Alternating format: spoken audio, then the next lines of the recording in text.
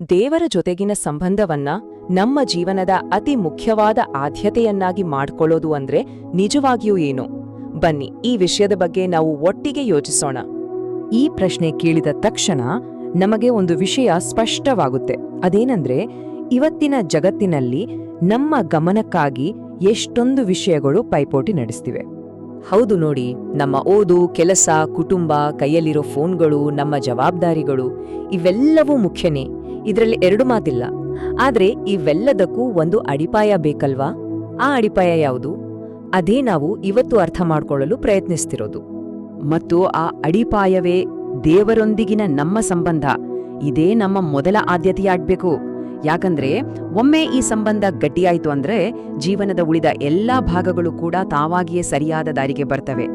ಹಾಗಾದ್ರೆ ಈ ಆದ್ಯತೆ ಅನ್ನೋದು ಜೀವನದಲ್ಲಿ ನಿಜವಾಗಿಯೂ ಹೇಗೆ ಕಾಣಿಸುತ್ತೆ? ಇದನ್ನ ಅರ್ಥ ಮಾಡ್ಕೊಡೋಕೆ ಬನ್ನಿ ಅಪೊಸ್ತಲ ಪೌಲನ ಜೀವನದಿಂದ ಒಂದು ಅದ್ಭುತ ಪಾಠ ಕಲಿಯೋಣ. ಪೌಲ ತನ್ನ ಜೀವನದಲ್ಲಿ ಒಂದು ದೊಡ್ಡ ಬದಲಾವಣೆಯನ್ನೇ ಕಂಡ.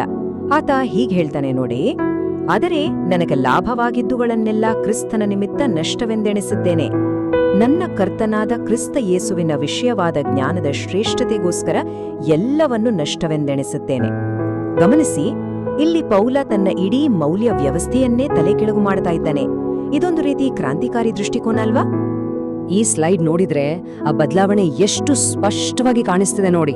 ಒಂದು ಕಾಲದಲ್ಲಿ ಆತ ಹೆಮ್ಮೆ ಪಡುತ್ತಿದ್ದ ಸಾಧನೆಗಳು, ಶಿಕ್ಷಣ, ಸಮಾಜದಲ್ಲಿನ ಸ್ಥಾನಮಾನ ಇವೆಲ್ಲವೂ ಯೇಸುವಿನ ಜೊತೆಗಿನ ಒಂದು ವೈಯಕ್ತಿಕ ಸಂಬಂಧದ ಮುಂದೆ ಏನೂ ಅಲ್ಲ, ನಷ್ಟ ಅಂತ ಅನ್ಸೋಕೆ ಶುರುವಾಯ್ತು. ಇದು ನಮ್ಮನ್ನ ಯೋಚನೆಗೆ ಹಚ್ಚುತ್ತೆ ಅಲ್ವಾ?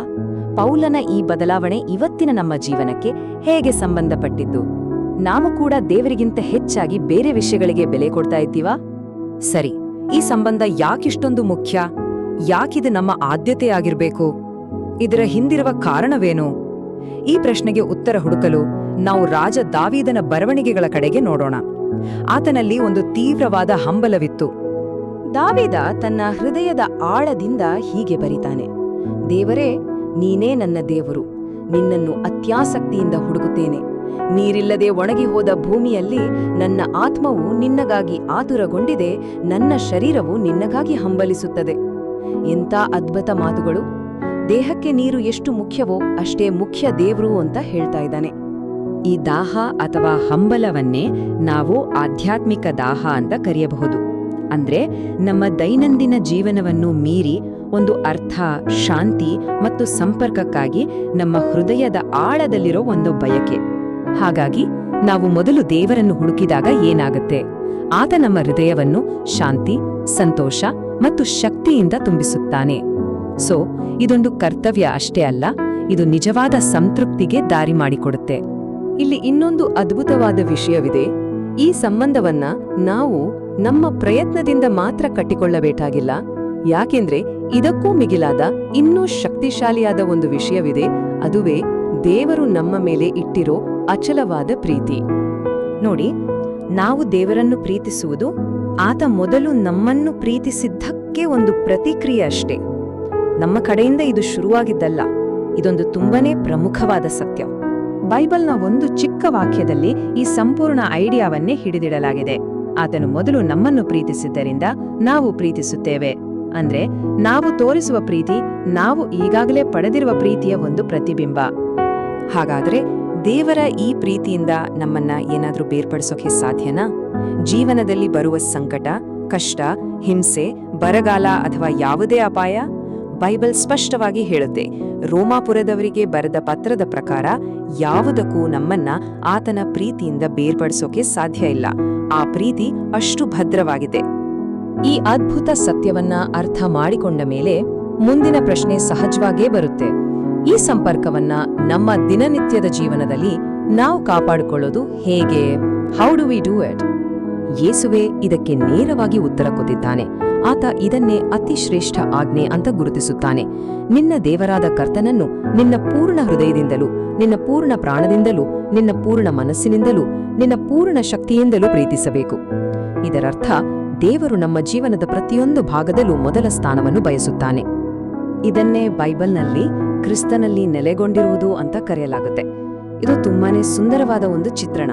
ಹೇಗೆ ಒಂದು ಕೊಂಬೆ ಬಳ್ಳಿಗೆ ಅಂಟಿಕೊಂಡಿದ್ರೆ ಮಾತ್ರ ಜೀವ ಮತ್ತು ಶಕ್ತಿಯನ್ನ ಪಡೆಯುತ್ತೋ ಹಾಗೆಯೇ ನಾವು ಪ್ರತಿದಿನ ಯೇಸುವಿನೊಂದಿಗೆ ಸಂಪರ್ಕದಲ್ಲಿರಬೇಕು.